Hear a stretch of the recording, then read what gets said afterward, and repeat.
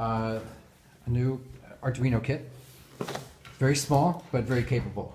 So we're going to unbox it here. So this is, it's showing from scratch. You get this thing from Amazon or wherever. This one came from Amazon. Between a servo and a motor. Motor goes all the way around. Servos only go. They have defined movements. Like this a little. Like to open a door or a garage door, we'll go and go with defined. The motor will just turn forever until it stops. It's the hello world. This is just a LED where you can type on. It's a display, so this would be kind of like a computer, but more microprocessor. This is where you put the breadboard and the microprocessor. So we'll screw those on. All set up. Do it. These are LEDs, batteries, and pretty much everything electronic. Why is the package a little bit silverish? So that it doesn't get interfered with a EMP. Electrostatic charge, which is a little bit smaller than an EMP. Also, don't walk across the carpet when this is in your hand with socks on. In the wintertime. And this is the starter guide, which we have. We have one of the preliminary versions of this. Now it's much more advanced.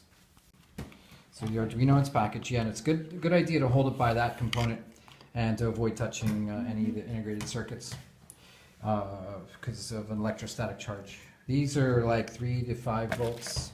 Stepping down from the 9 volts, you'll see a 9 volt in there. Breadboard. Now. So the breadboard has little metal poles that, as you can see here, go from one side to the other and also go down. So these are all connected. And then these are all connected all the way across. So when you put electricity into that, it goes the entire length. So for example, if, I don't know which one's plus, is this one plus? Negative is the shorter one. So you put in... No, you wouldn't do that. How they did it here. So what they did here is in this configuration. So, yep. Yeah, so we'll keep the same configuration they do with that power supply going in that direction. That'll be a little fuse, and I think, yeah, I think it lights up if there's a circuit. Okay, so you attach that. Orientation as to what they have, and it'll just make sense when you go to do things. So the same orientation, yeah. And when you put that down, you only get one shot at it, so try to make it as fair as possible. Good. I'm just kidding.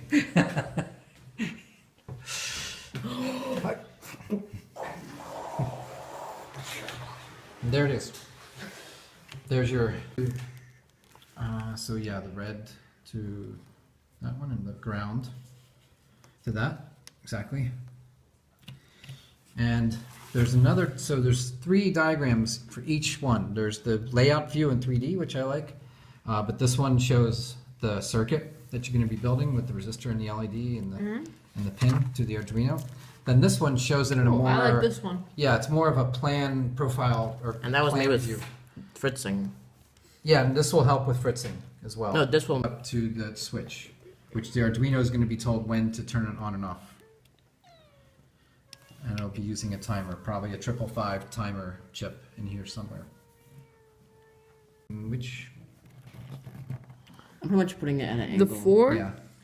Yeah, and the numbers here aren't critical, but if you do them the same, then you know you're doing it the exact same. So why not do it just to show? And if you're big, the small one is minus, and the bigger one is plus. So when it says minus here, then you want to put in the same row, I think, is the resistor vertical, or like in line to the resistor, and the other one in line of the green, or the green is going to take out is coming out from the Arduino to then alternate. It's going to give it the blinking communication. So and this is circuit 1, and it has a lot of extra words in it, but the code is actually down here, right there. And so this was hooked up, and so what's going on here? This is blinking over here, unrelated to potentiometer. That's the next experiment. And so that's blinking because it's programmed into here for circuit 1. So that worked. Go ahead and show what. So there, that number 12. So we sent it to a different pin, just to show that works as well.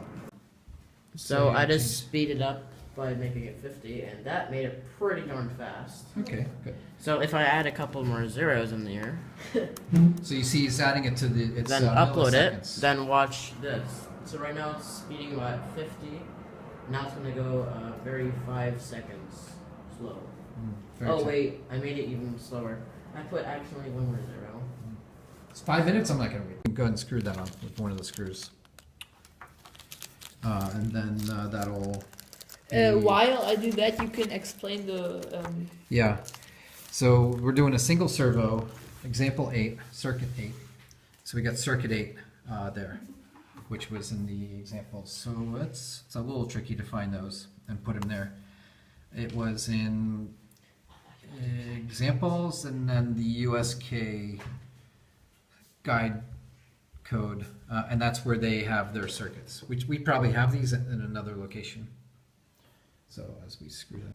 So then this demonstration, it moves it in various locations at several speeds, just as a demonstration as to what the code can do, and you can change the timing. Is that what you're trying to do there? So you can change timing. You can, yeah. So then it's applying the voltage. Then it'll go through this sequence of tones. Wait, I know that song. Try it once again. So the white button resets it. I know that song. It's like. So we're only just using this part of the circuit here. Ja, Okay. das ist ein bekannter Song. So there's 8 numbers. So if you cut it down to like 4, then. Well, that'll tell you. So you need to reset it. Ja. Yeah. Ja, warte.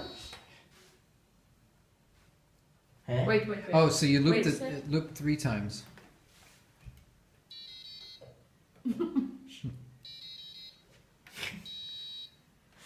You know Bruno? Deswegen haben wir Mama, schon mitgebracht. Mama, now watch this. Wir haben nicht Jutta. gewusst, dann haben wir gedacht, wir So sind... he just changed the tone. And he Ja, can change the repeat. auch durch die Kontrollen am Flughafen gekommen. Die 3, ja, wir haben gebibbert und gebeppert, aber es ging. Ja, ich dachte auch schon, die sehen die ganzen Kabel.